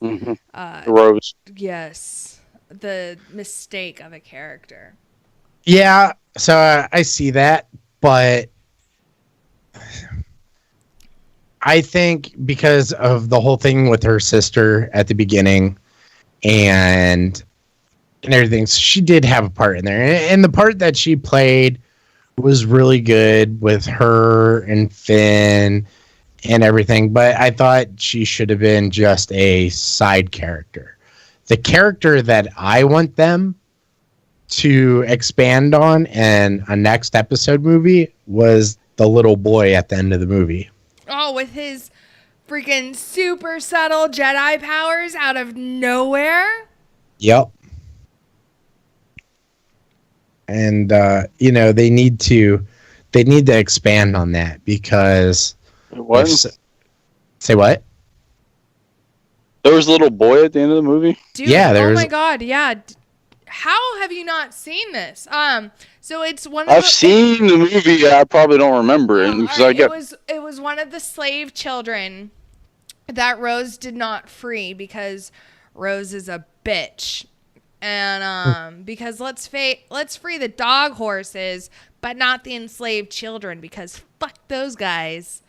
But yeah, he goes out to like clean the stalls or whatever, and like he's looking at the moon and like whatever, and then he turns back around to go sweep a stall, and he just holds his hand out for the broom, and it comes up off the wall and like leans into him.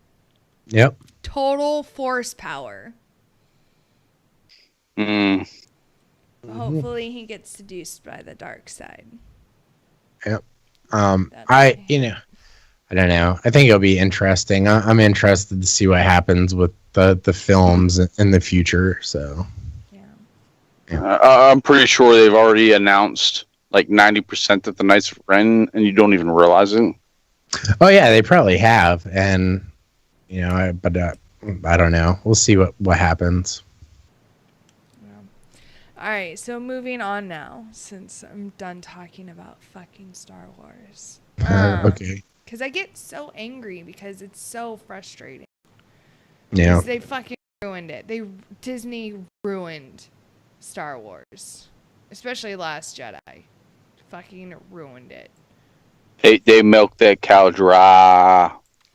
Like I'll send you what is it? Everything Wrong with The Last Jedi from a YouTube channel that I watch, and they do like everything wrong with like all these movies, and they go through and they like sin movies and be like, this makes no fucking sense. And one of the things they brought up was, how the fuck did these bombers drop bombs onto this dreadnought when there's no gravity in space? Like, how did they fall down? Magnetic. Okay. And then how come in like none of the other movies ever mentioned in like at all in Star Wars. Why now all of a sudden this mention of fuel and conserving it? And oh my God, we only have so much fuel. And why is fuel now a fucking concept? So did you know The Last Jedi was the first movie to show paper books in the Star Wars universe? Ugh. Yes, it was actually. Or any paper written Yeah. text. Yep. Everything was digital or video recorded. Yep. Right? Like they fucked up everything with that movie. Anyways, so I kind of want to talk about Judge Judy really quickly. I love some Judge Judy. Who's that other judge that's like super hot? You think Judge Judy's hot? No, the other one. I don't know. Come on, Oh. what is her name? I watch her every time she's on TV.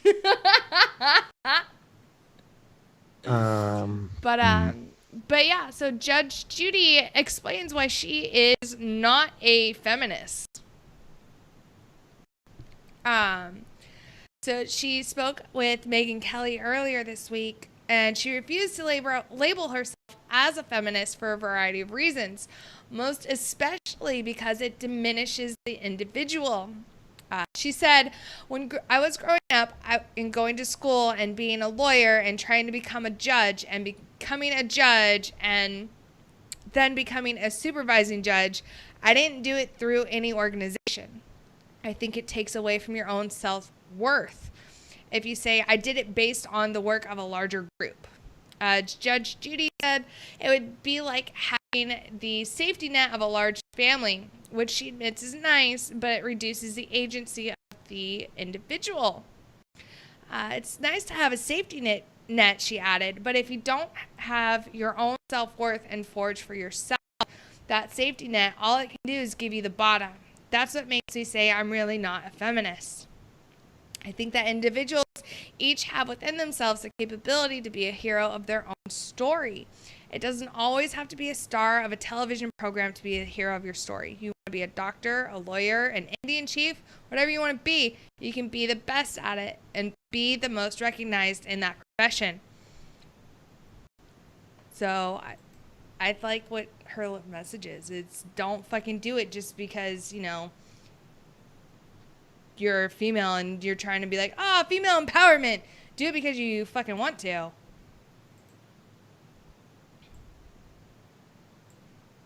The court program I was thinking of was People's Court. People's Court. Who's the judge for that? Dun dun dun dun. But who's the judge for that? Oh, Judge. Shit, where'd it go? I just had it up. Marilyn Millian or whatever. I don't know who that is.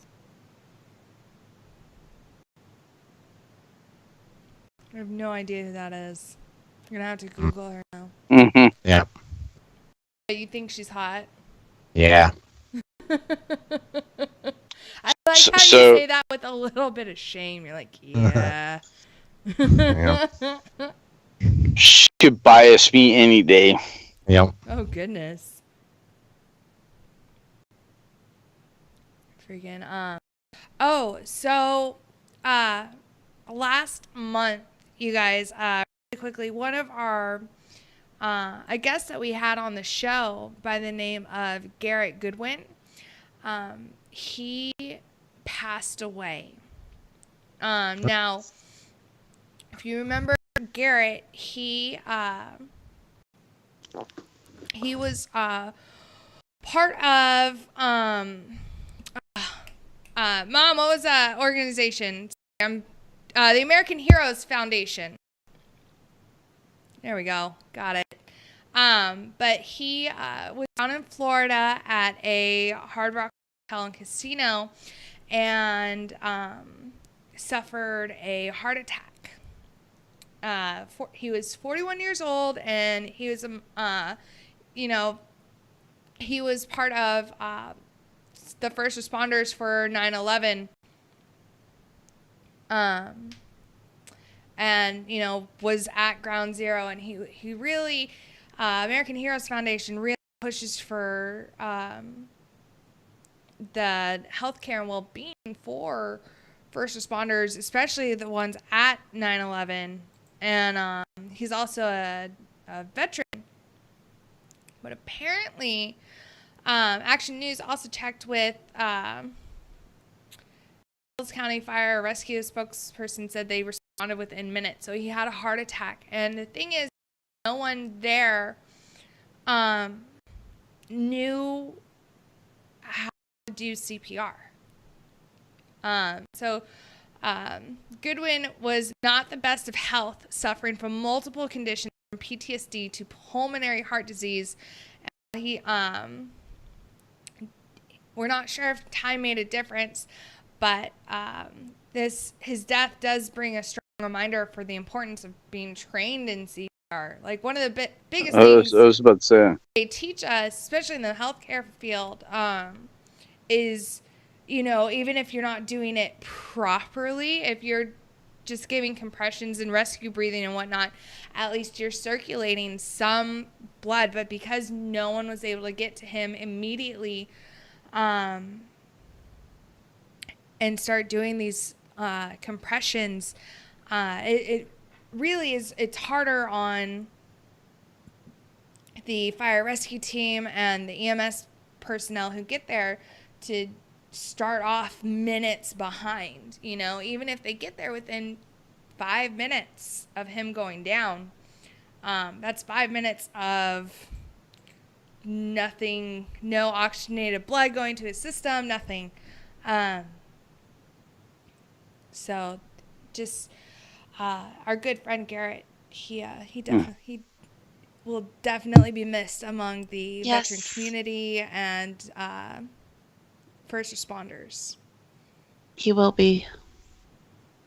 Sorry, I'm tearing up and stuff.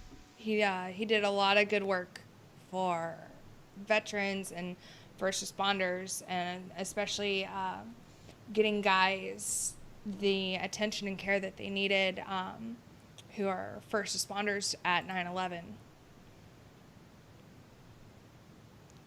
I just got one chip on my shoulder right now. Is it that hard to give CPR? I'm trained in it. I'm trained in it. It can be. They keep coming out with new guidelines every year. So right now the compression rate is around 130 beats per minute for everyone. So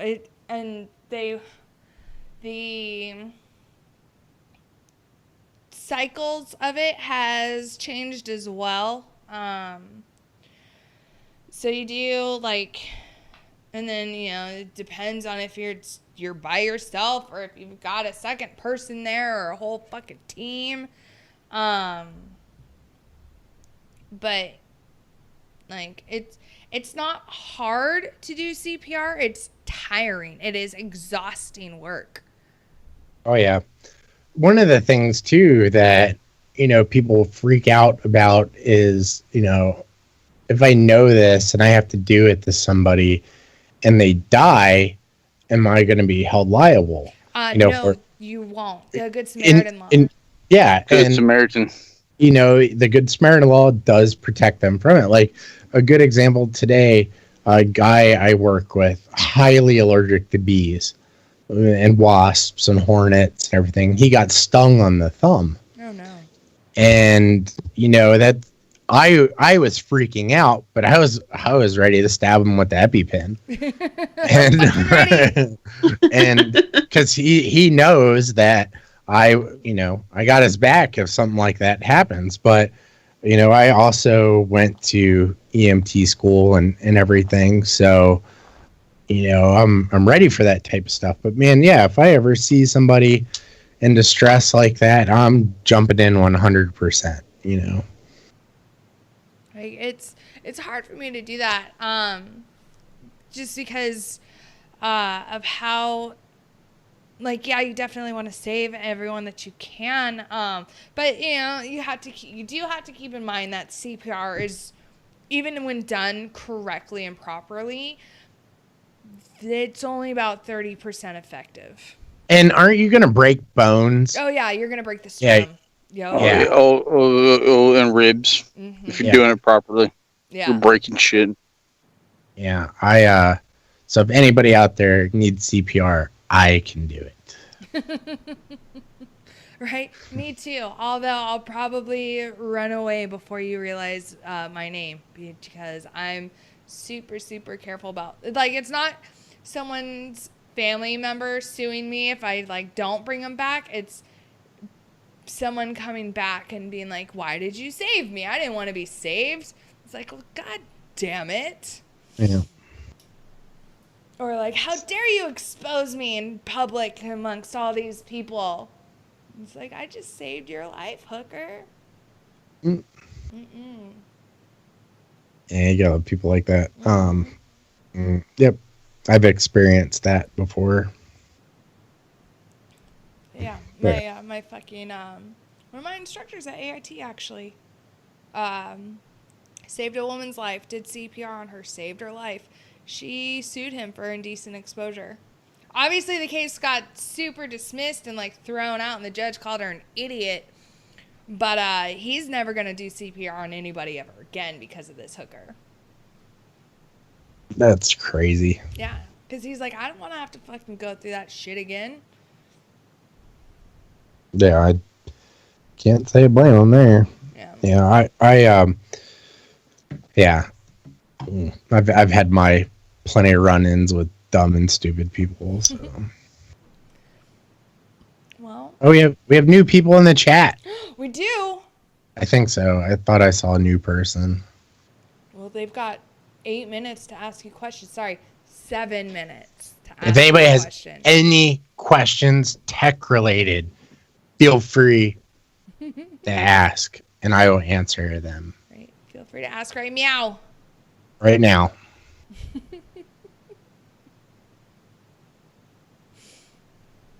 Ugh. But yeah, it was a good show. Monkey, I had so much fun with you again. I had a great time too. I need to come back more. You do. Mm-hmm. Mm-hmm. No, we need me and you need to sit down and talk tech the whole show. Hit me up anytime. No, like, all right. You and Pookie just need to have a show by your guys' selves. I'll come in to just, like, do breaks and set everything up, and then I'll just leave.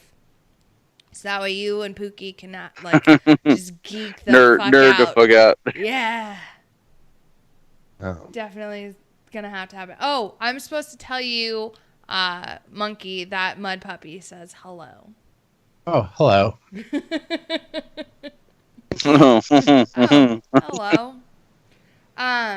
But yeah, so everyone, we have a show 6 nights a week. Tonight is Friday Night Freedom with myself, Minx. Down there's a picture of Pookie. Surrounded by cats and unicorns and a llama. And then tomorrow is Saturday Night Savagery with Jay Reddy and Pookie. Sunday is Kicking It with Kaz and Owl. Monday is the Monday edition with Ice and Flash. Tuesday is Tied Up Tuesday with myself, Minx, and Gray Cloud. Wednesday, we don't have a show on Wednesday. We game. And so head over to WTF Nation Gaming. Is that what it's called, right? Yeah, WTF Nation Gaming. Check us out. Yeah. So our next guest is actually going to be next Friday, and it is Will C. from Veterans of Comedy. The Veterans of Comedy is a group of military veterans and veteran comedians who have chosen to represent and support talented veterans who desire to share their gifts with the world.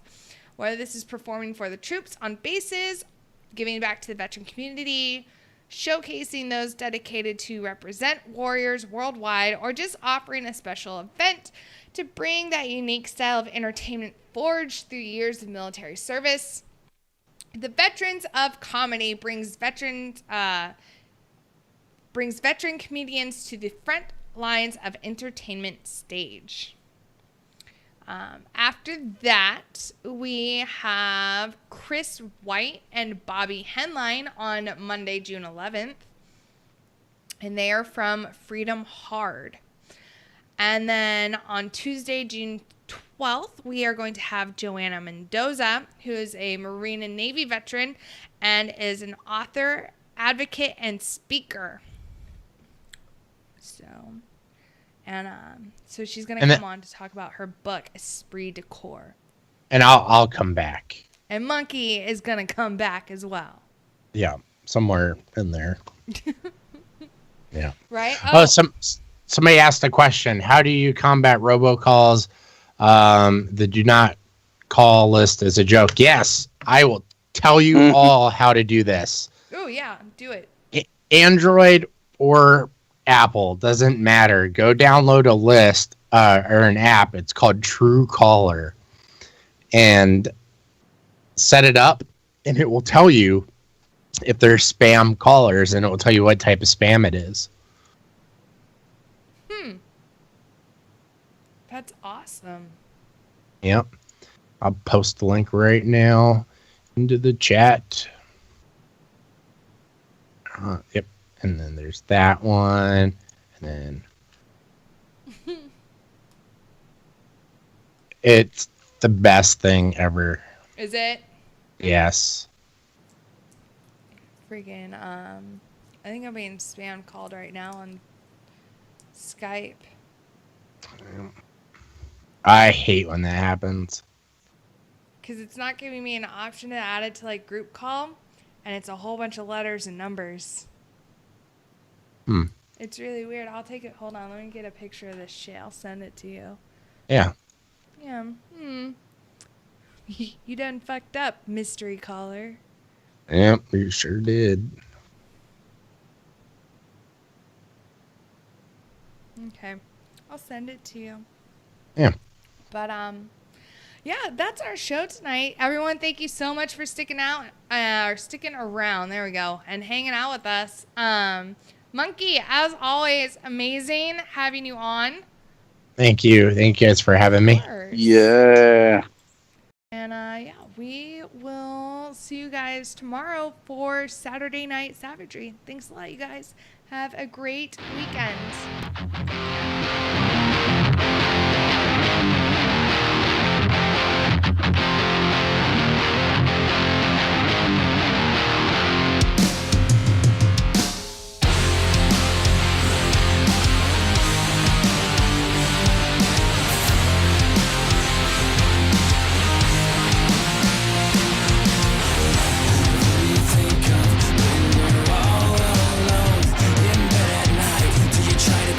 Yourself that